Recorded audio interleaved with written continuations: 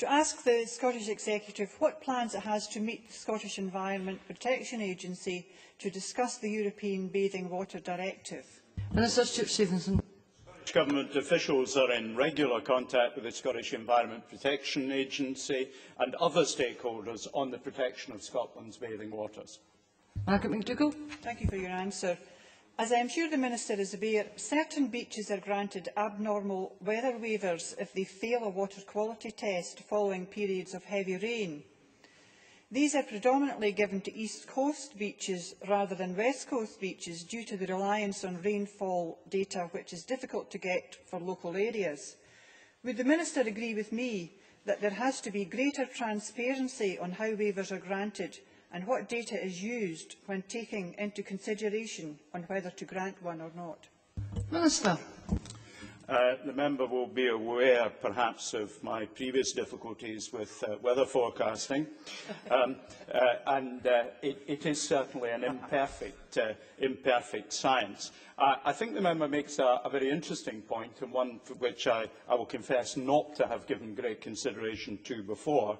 I will talk to my officials about it. It may be worth saying I've already sought to discuss with officials whether our approach to monitoring our beaches, which has a uniform number of inspections on each beach, is an appropriate one, and whether we should move to a risk-based system whereby we inspect those that have a history of intermittent or regular failures to see what is happening on those. So it is a subject that I've been discussing with my officials. This adds something of value to future discussions.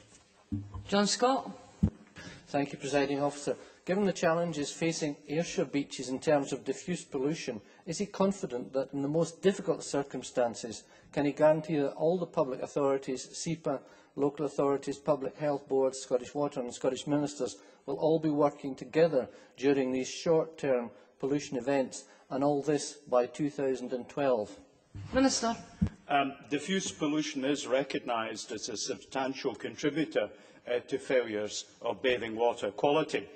One of the things that has been going on is we've had SEPO officials walking up some of the watercourses that feed into beaches, and in many cases quite simple steps have been identified, such as, for example, moving cattle feeding troughs further away from watercourses so that diffuse pollution is less contaminated into watercourses. So I believe that our various agencies and officials are working well together. I look to improve the performance of our beaches under the Scotland's bathing waters, performing better in subsequent years.